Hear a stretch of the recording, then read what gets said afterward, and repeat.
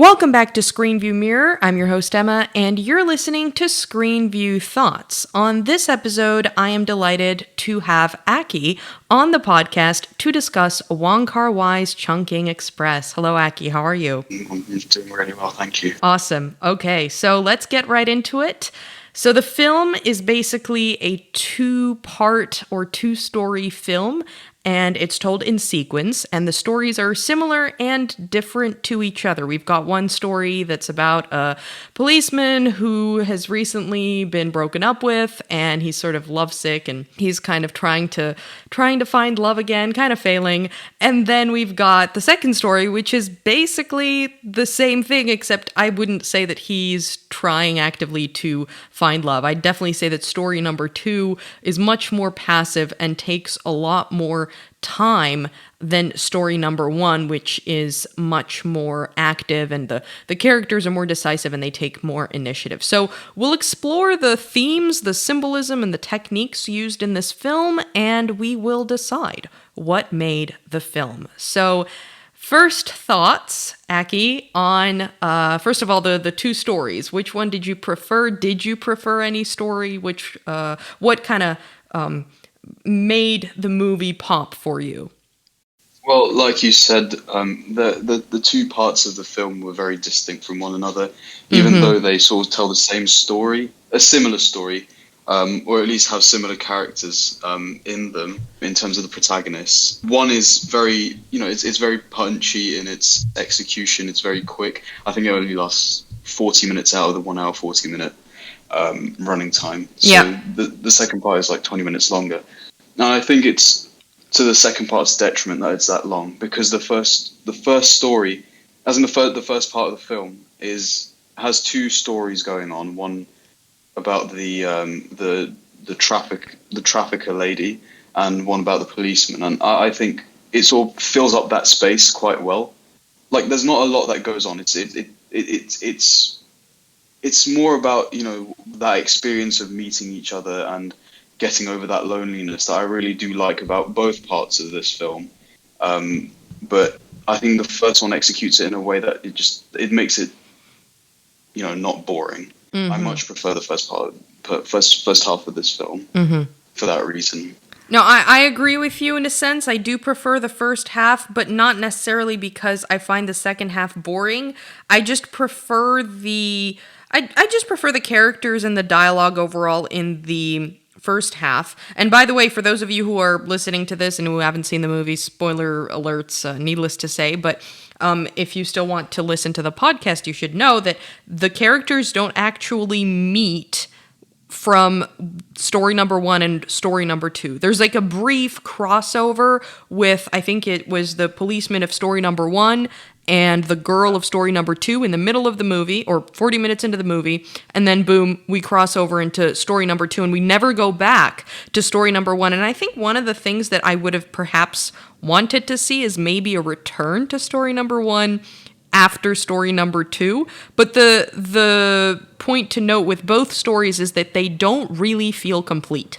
They feel sometimes, I guess, as empty or as lonely. The stories themselves, they feel kind of as incomplete as perhaps the characters within them. And I don't know if that was a stylistic or a thematic choice, but I don't feel like we get that traditional closure kind of character arc story development that we would see in a conventional movie. So it's definitely something to consider, especially given that the themes of the film are all about solitude and identity and the urban environment and the idea of dreams and destinations. And the point on identity, and I think you'd agree with me on this, is that we don't even really know the names of the policemen, that we know them by their numbers, by their job numbers.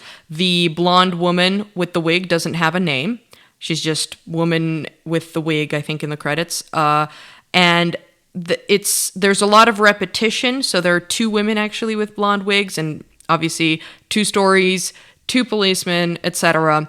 So I guess that's kind of a nod to the idea that, okay, the urban jungle is very much a place where you might feel alone, but there are people out there with similar stories to you and similar identities to you. It's funny you should say that the stories don't feel complete, because I feel the same way, but I think the first story makes that, it uses that to its advantage thematically, whereas I don't Okay. think the second story really, it just feels incomplete. That's it, full stop. For the first half of this film, the entire point is that you're following this sort of broken man from his breakup. He's really lonely, and he's sort of latching onto anything that gives him hope. So you have the pineapples, and then he starts going after the woman in the blonde wig who's the drug trafficker.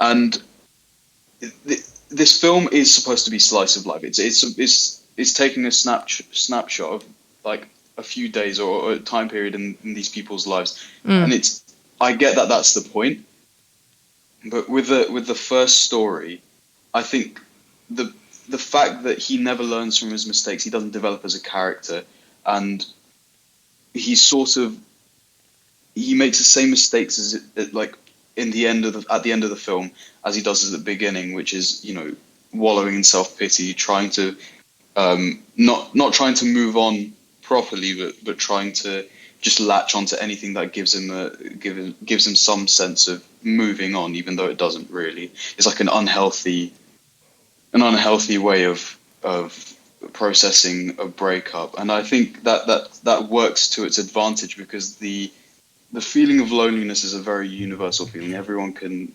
Exactly. Yeah. relate to it, and the fact that it feels incomplete makes it also feel cyclical. It feels as if he's going to do it again, And and it's I'm going to sorry keep to going I'm on sorry like to that. interrupt, but you said cyclical, and that's kind of funny because the story cycle, if you want to put it, because there's really no distinct, I guess, beginning or end to the first story. It's really curious how he kind of bumps into the girl from the second story in the middle of the movie, and the cycle repeats, except we've got two different Yeah, characters sort of performing the yeah, same yeah, functions. And so it's nice that you mentioned cyclical because that's kind of how it felt like when watching the movie as well. But yeah, sorry, go on. yeah. Yeah, no, I mean that's a really good point, but that's what I mean. In terms of the second story, we now follow Faye, who's like you mentioned, she's the only character really mentioned by name, Yeah, and yeah. she's like the least. I think the least. You know, she's Sane? just not a good person. Yeah, yeah. She's just. I'm trying to keep it tasteful, but yeah, she's kind of insane. Yeah, She's breaking into this guy's house and yeah. cleaning his stuff with Yeah, the that's wig. just weird. wig. Yeah, No, yeah, for those of you who are listening to this and who haven't seen the movie and just still decided to listen to this, yeah, Faye is I think she's portrayed as this bastion of kind of pure unconditional love, but at least in my view, breaking into someone's apartment and changing the labels on his tuna cans, it's not that's just not normal. So that's, I don't know, I couldn't really sympathize with that character because the whole time I felt like, what is she doing? It felt kind of, I think if she wasn't so in love and so kind of good natured, it would have been very manipulative and very toxic what she did. no, Even though it's it not. kind of was anyway, so. It's fully twisted. But the thing is, I understand what the character represents. Yeah, That yeah. whole being naive. She was playing Yeah, hide and seek in his apartment. With him outside. I think. yeah. She was supposed to be that naive character, and it wasn't anything malicious. But Yeah, exactly. the character herself, it feels really creepy, especially with the way the second story ends with her imitating his ex-girlfriend, becoming. Yeah. Yeah. So I'm sorry. Finish that Sorry. point, and I have something to add to that point on imitation. No, I was just saying that it sort of goes back on the whole naive thing. I think she's abandoned this guy who she's supposedly in love with for a year, imitated his ex-girlfriend, only to come back and try and rekindle some sort of relationship with him while he's moved on. It feels kind of out of character, but I don't want to try and attach meaning to something I don't really know about, because I don't know what the intention was entirely with this character towards the Right. end. Well, it's also, I guess it would be wrong to call it out of character because we do have that 1 year pass between her then and her after a year. So I guess she'd be just a different person with different, I guess, character traits maybe, or I suppose, but goals or I don't whatever, know but preferences, etc. I, I don't know how it would serve, how that serves the story though. I see what you mean, but I don't know how Yeah, that serves yeah, the I see. story. Yeah, I see your point. But the point that you made on simulation, or no, you didn't use that word. On what word did you use? Uh, for what? Assuming the identity. What word did you use? Imitation. Imitation. There we go. Not simulation, but imitation. There we go. Well, you could say that imitation is, in a sense, simulation, and that brings me to the point on Baudrillard, who I talked about in my Children of Men video essay, and then I also did a podcast deconstructing my thoughts behind that video essay, and I mentioned Baudrillard's Simulacra and Simulation. And in that book, which is essentially a book about modernity and, the copies of copies of copies. I think it was in the what's it called? Fight Club, where the narrator said everything is a copy of a copy of a copy. That's classic Baudrillardian kind of postmodernist, I guess, the postmodernist approach to analyzing the world and the modern space. And so how this ties into the movie as well is that it's in an urban environment, and it's a story that is essentially doubled up. We've got two women in blonde wigs who don't have identities. We've got two policemen who we know by their number, by their job number. I think it's cop 6-3 something and then 9 something something. But whatever, like even the fact that we don't even remember the numbers of the policemen. I mean, right? And then there's that, and No, you're right. and so yeah, and so I think the context or the backdrop, the setting at least of the film matters in that context, in the context of the stories and in the idea of imitation, and it matters when we consider the fact that the main characters in the film, don't really know what their identity is. So, and that's reflected in the fact that they don't have names and they wear wigs and they talk to soap and all that. But yeah, the fact that there are copies and copies upon copies of things that kind of come with modernity, and there's this imitation game or simulation game that we are playing because we've sort of gone past the point of what is real. That's interesting to note in the course of these two stories. Yeah, I've sort of had a change of heart in some of my views on this film. Oh, so, nice. You know how you said that it's like you mentioned how them being in this urban jungle. You had your point there about everything being a copy of a copy and the whole idea of individuality and whatnot. I mean, my interpretation was a lot more surface level.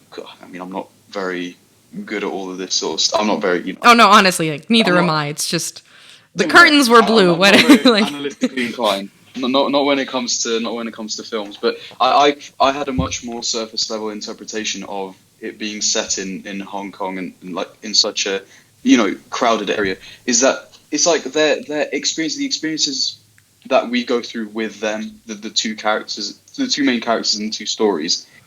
It feels as if that can be repeated millions of times over. Exactly. It makes them feel small. It makes them feel insignificant. Yeah.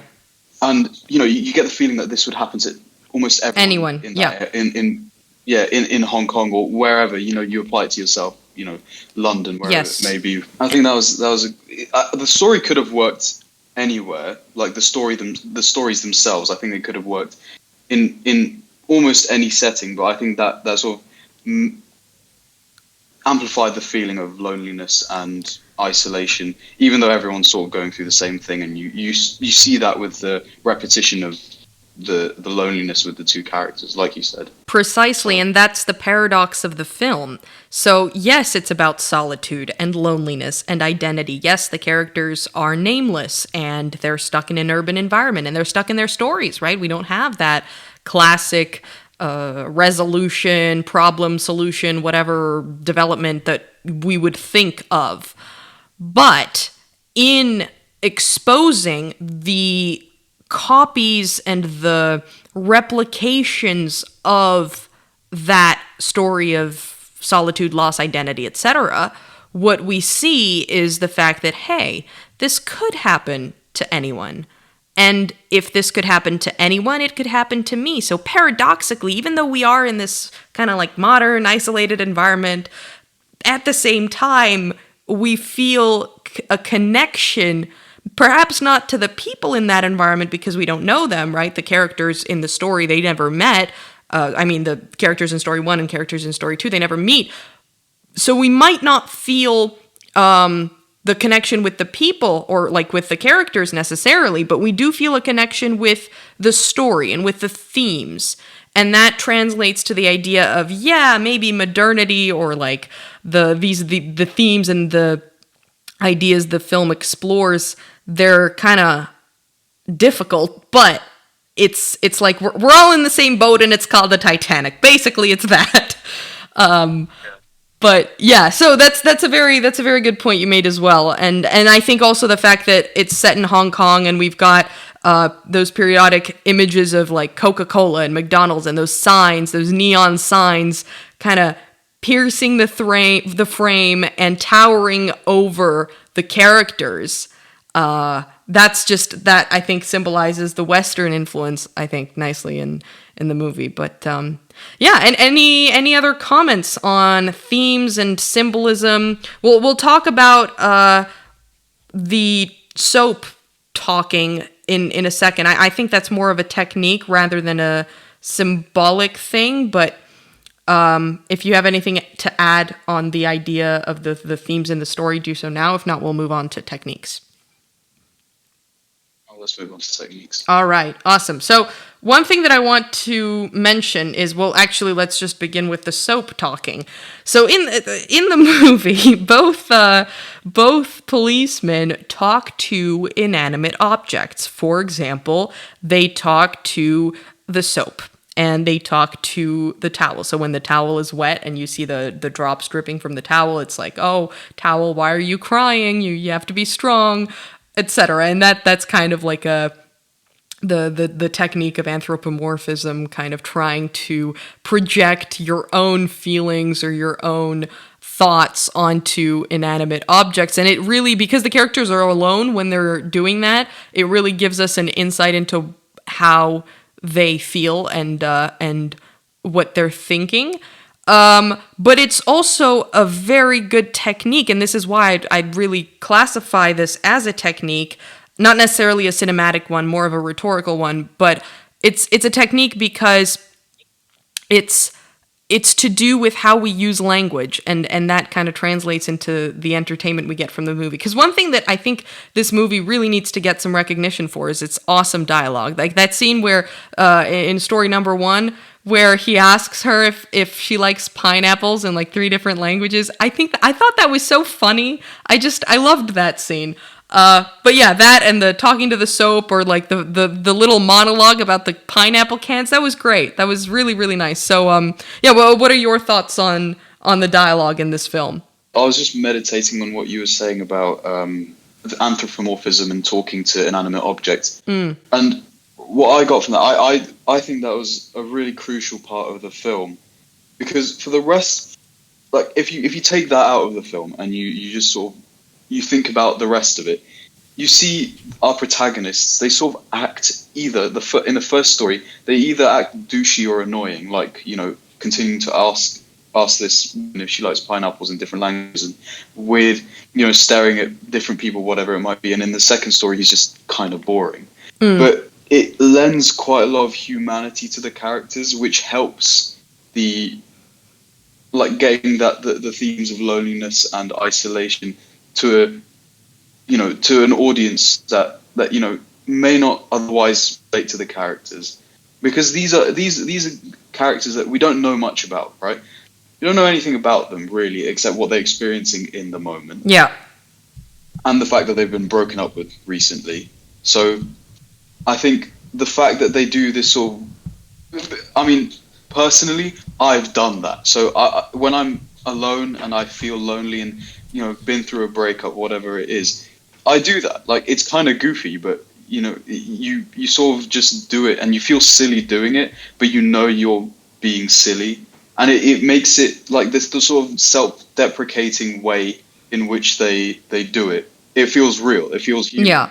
and I think that really it even though it's not very significant in terms of running time or how much emphasis is placed on it, I think it's a really crucial part of the film, and it sort of brings everything down to earth. It grounds everything in this really relatable sense of reality. So yeah, I really enjoyed that. No, absolutely. And you mentioned the fact that we get exposed to their loneliness in a way that we wouldn't have otherwise appreciated had the characters always been around other characters. And that's kind of, I think if you sort of analyze this in a bit of a meta kind of way where you merge the screen with the audience, you can say that, well, the characters think that they're lonely, and yet the audience who watches these characters and gets that window view into their kind of personal, intimate thoughts, we know that technically they're not lonely. Because as you said, for example, like you've had an experience where you would do that yourself and it would feel goofy and all that. So when you watch the character do it on the screen, you feel like, oh, hey, yeah, I know how that feels like. That's relatable. And even though the character doesn't know that there's a whole audience or there's a whole world out there of people who can relate to those feelings, the audience does. And then if you take that notion and kind of inverse it and flip it back onto yourself, you get the conclusion that, well, maybe if I'm feeling lonely one of these days, or I'm feeling down or blue or whatever, I can kind of transpose the logic that I just explained to you with the whole audience getting that look into I know that, hey, actually, wait, I'm not alone. This is the Titanic. There are people on this ship. But yeah, I mean, you know that there are other people out there doing the exact same thing you are. Exactly. Experiencing the exact same thing you are. That sort of gives you a sense of peace. Yeah. It's quite nice to know that people are in as much pain as you are at certain points in your life. So, or as happy. Yeah, definitely. Keeping it positive. All right. But no, the thing. So going back to the technique of repetition, or the technique of doubles, the way it's done, in my view, is very clever, because he's not just copy pasting the character. He's copy pasting the outline, but he's changing the cookie dough. He's changing the ingredients. He's changing the recipe. And what I mean by that is that you've got the first policeman who's very idealistic. He's kind of like a happy-go-lucky kind of guy. He's very he's positive, okay? Like, even though he got broken up with, he's determined to find love again. He's cleaning the shoes. He's a nice, but I don't think he's a very good police officer. But he's definitely not a good police officer, but the story is not about his competence as a cop. The story is about his personal... We see him punch up one guy and then fail to recognize a drug trafficker. Yeah. And flirt with her and spend the night with... Well, not spend the night, but... spend a lot of time with her. Yeah. And not realize that she's, doing some mad stuff. So, yeah. No, but look, I mean... No, the idea of, using the same cookie cutter for a different kind of dough, I think the fact that the first cop is very idealistic and then the second one is very cynical. And we see that shift, okay, well, they both have the same profession. They've both just been dumped, and they're both in the same city, and yet we have that differentiation, we have that distinction that we can make between face number one and face number two. And then that relates to the point on identity. Even though they may not know who they are, if confronted or if faced with other people who are similar to them, for example, if cop number one and cop number two actually met, I think they'd be able to realize that, okay, we have this in common and this is different about us. And that's what identity is. I think identity is the relative distance we have between each other. So it's As people, we're hollow. It's Foucauldian hollowness in the yes, but Interested to see where you're going. yeah, as people, it's like we're hollow and there's just nothing there. But if we observe ourselves as we observe others, we understand who we are because we define ourselves kind of like by negation to what the other, capital O, is. That's actually really. I've just had like a little bit of a brainwave because I don't like the second story at all. But what I do like, what you just said about figuring out what we are by looking at someone else or by experiencing Exactly. someone else's love or whatever it might be. It's exactly what happens in the second story. So how Yep. you said that this police officer is. I mean, I don't know what adjective you used to describe him, but to me, he's kind of dispassionate.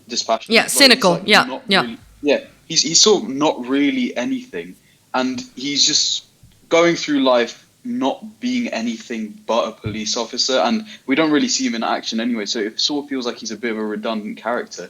But Yeah. he transforms into this very passionate, restaurant owner after having his experiences with Faye, who he sort of absorbs that passion through, even though, they don't interact for a year. It's just like, that's a really interesting thing I noticed, like just now as you were saying it. Yeah, and that's And oh, sorry. I think Go on.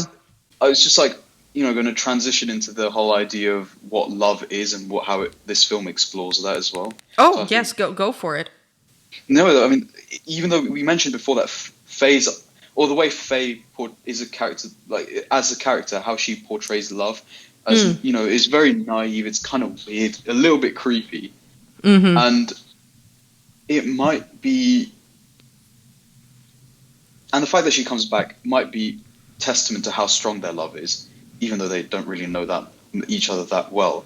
But I think the fact that the idea of him absorbing her passion and becoming an actual character, becoming him, becoming who he was meant to be, sort of, and you sort of see that in his expressions. He's very expressionless at the beginning of his story. Yeah. And he becomes someone. He becomes an actual character, as opposed to like you said, cookie cutter police officer. And I think that's I think it's really sweet. I think that's a really nice. Even though I don't like Faye, I don't like how what she does in the name of love, or what she's portrayed as doing in the name of love.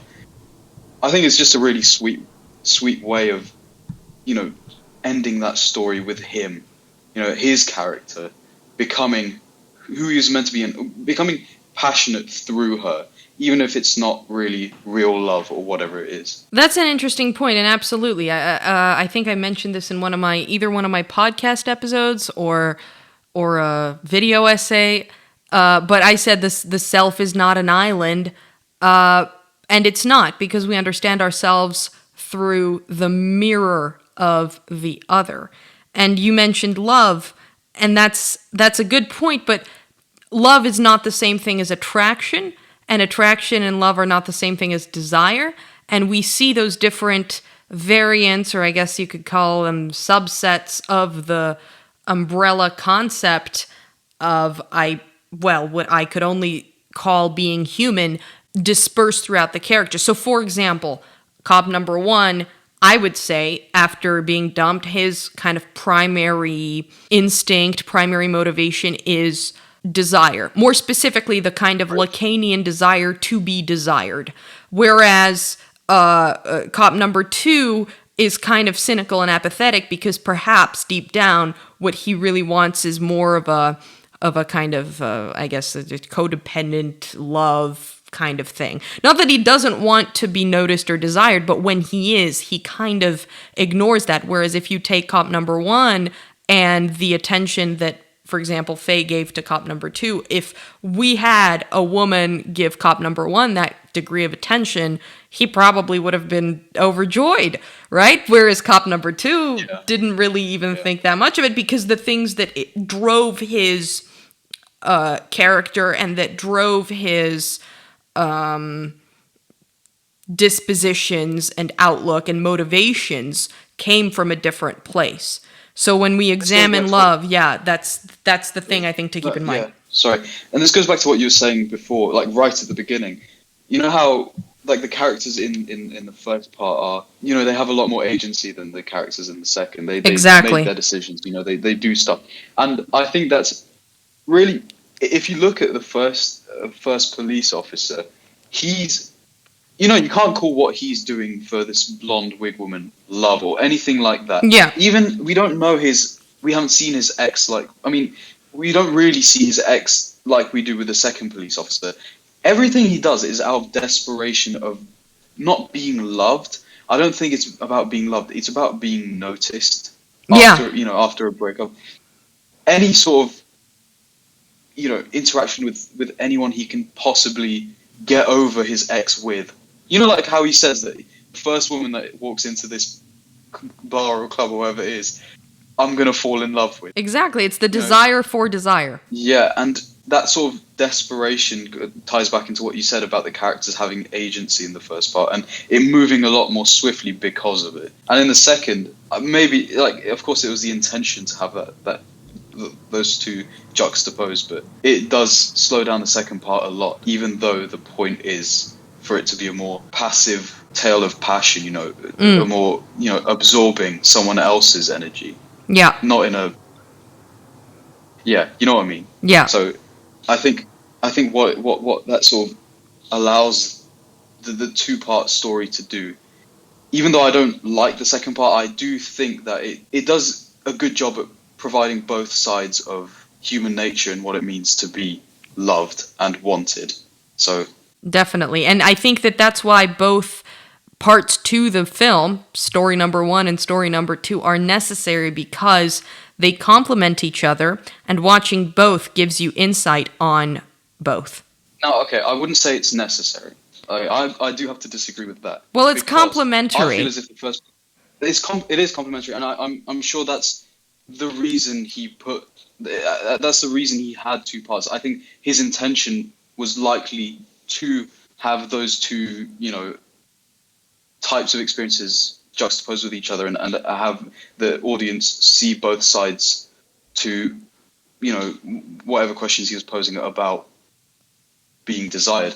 But I do think that the first part would have worked better alone. Like him ending with the story ending with him bumping into Faye and having this whole thing again about wanting, chasing after this woman that he's just met, right? Right. I think that whole idea lends itself even better to the cyclical nature of the first part of the story. I think it would have worked better that way. Okay. But I mean, I don't hate the second part. I just feel as if the first part would have worked better by itself. I don't know. I disagree with you on that one. I think the first part works better with the second part, and the second part works better with the first part. Just Yeah, like for we sure. work better The with second part friends does. around us. It's like, well, we understand each story better because we have the other story to compare and contrast it with. Yeah, but we don't do that with other films, do we? A lot of films are Because just other self-contained and films, they're great. yeah, but other films, we don't do that with other films, not because they're great on their own, but because they don't have that second part to the story. And also, a lot of films have, or even, you could even say this more with TV shows, honestly, that the story has different non-related parts to it. Not entirely non-related, but like separate parts which could form a film or a TV show of their own. Yeah, I suppose If you you're see right. my point. But yeah, I do. But what you're talking, I feel as if what you're talking about is more, based in story, and this film really doesn't have much of a story. It's really just about the way the characters behave alone and with each other. That's pretty much it. And I But think that is the story. yeah, well, it's not.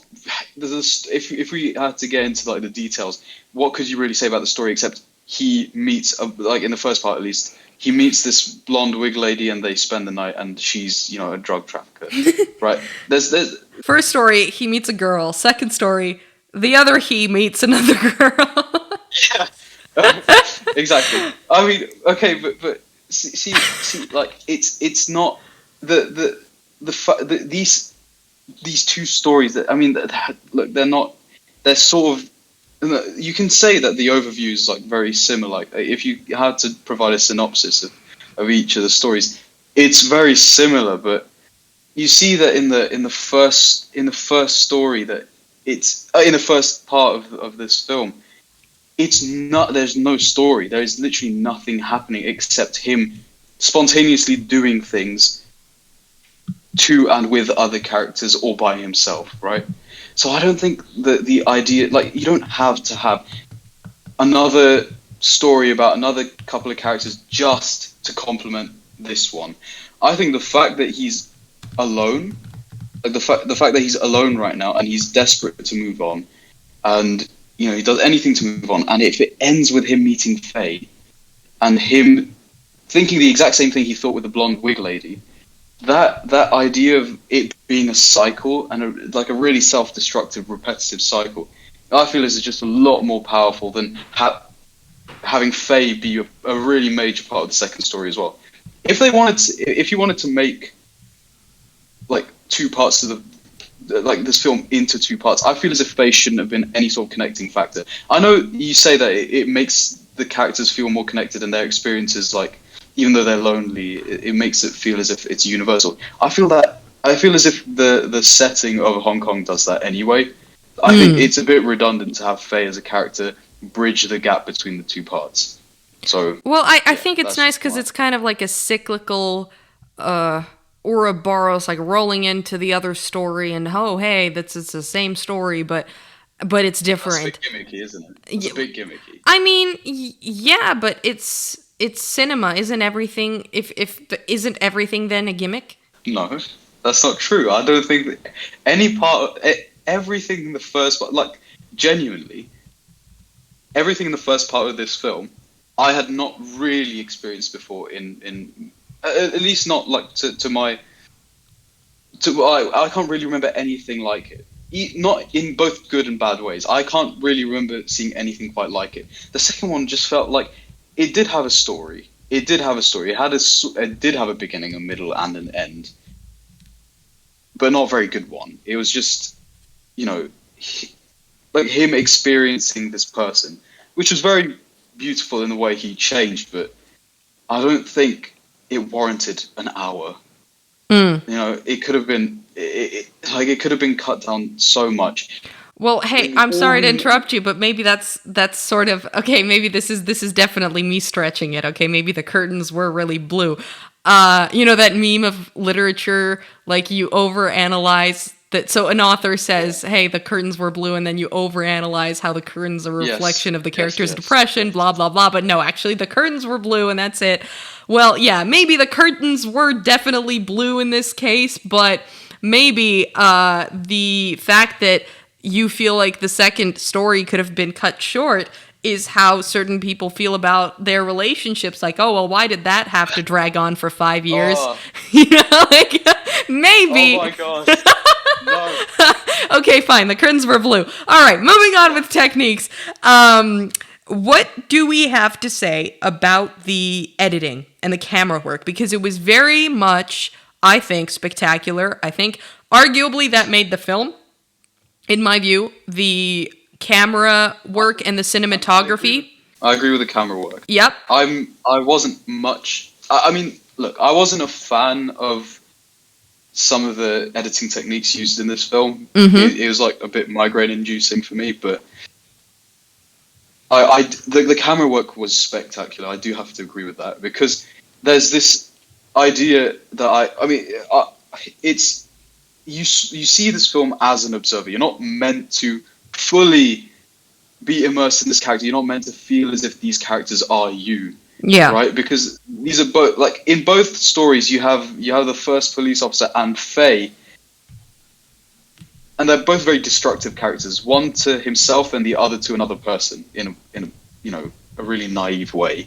Yeah. Right? You're not meant to be these people. You're meant to observe these people, and I think that was really well captured in the camera work, because a lot of the camera work was, like in many of the frames, you have objects in the foreground and the characters within them, you feel small. You feel like you're not supposed to be viewing this story, but you're just there. You're sort of stalking them. Yeah, are you And I think talking that was about really the freeze the frames and the audience. time lapse, or? No. Like, when you're just like like if you pick any moment from, not any, but if you pick most moments from this film, the frame is cluttered with objects, both in the Yes. foreground and the background. It feels very claustrophobic, and it gives a sense of reality to this film. But it also, what it also does for me is make it feel as if the audience is really like stalking these characters. You're following these characters into something maybe you shouldn't be viewing, but Mm-hmm. you're there, and that's sort of complementary to the point I made about us we're not meant to be those characters. We're not meant to see ourselves in those characters. Sorry, we're meant to see ourselves in those characters to an extent, but we're not supposed to fully relate to them. And I think that was my interpretation of why the camera work was as it was. And I also like the fact that there was no panning. Yeah, I was. Yeah, I hate it when cameras in films or or TV shows. I hate it when they pan the camera. It makes the film look so cheap. It makes it. I don't know. I just dislike it. It feels. I don't know. It feels like a really cheap way of tracking a character or an object through the film or through the frame. I think the fact that it's all, or at least mostly, 99% static and tracking shots give it so, it's an overused word, but it gives it such a gritty sense of reality, like yes. realism. I really like that. I On. think I don't write. I mean, the editing. Oh yeah, sorry. No. Go ahead. Go ahead. I'll do I my was thing just later. saying, Yeah. Go ahead. as far as the editing's concerned, I think, yeah, there was a lot of visual flair and distinct identity to this film, but a lot of it was just it was a bit unnecessary and kind of headache inducing, like with the lagging slow mo low FPS. I see what you mean. I see what you mean. But no. So two things here. Okay. The first thing is that you talked about seeing the film as an observer, and seeing the film as an observer is very much akin to the idea of the characters seeing the city as observers and feeling like they're not really part of this city as much as we feel like we're not really inside the film. And one of the very cool things that, especially I think this was mainly used in the first story, because there were two cinematographers working on the full film.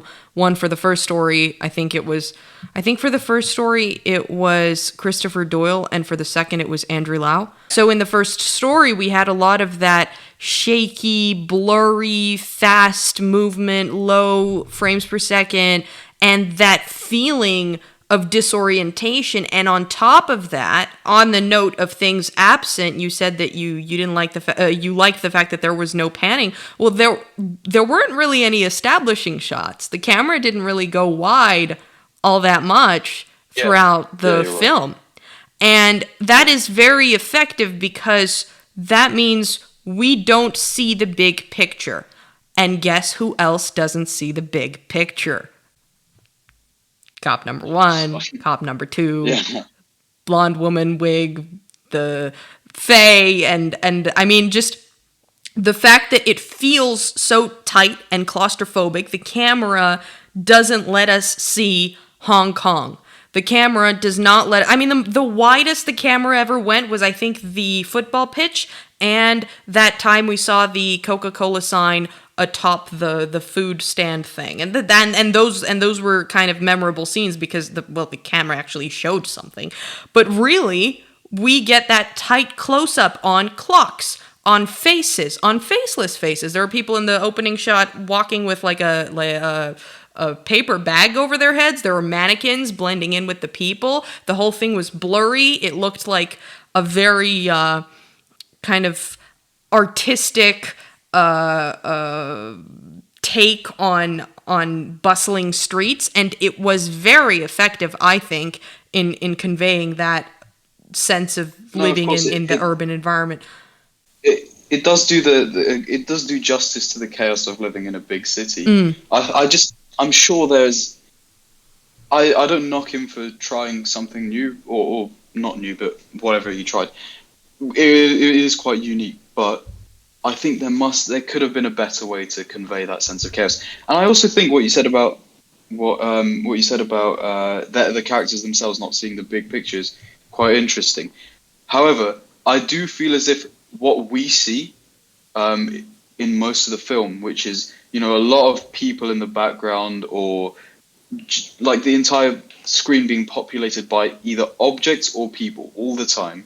That's how they see their life. That's how they see living in the big city. It's not really about the macro. It's about the micro Representation. Yeah, of living in that city. It doesn't matter to them that they're in a big city, because all that matters to them is their immediate surroundings. And that really that goes, that's really that idea is really similar to first cop just doing as he pleases really spontaneously. He doesn't really think about the future. He's just doing what he pleases in the moment, and that sort of desperation and lack of foresight in time also is represented in the camera work, and them not seeing anything beyond their immediate surroundings. Those are all very good points. Okay, so in one word, what made the film? Part one. Sorry, 2 words, but... Oh, part one. Oh, as in like part one. Okay, I see. Yes, part one. Okay. Part one made the film. Oh, would you like one word? Well, I mean, if you have one, go for it. If you don't, I mean, I don't have one yet. I'm still thinking about it. Sure. Okay, I only have part one. I can say one, but that makes no sense. Part one. That's what made the film. Okay.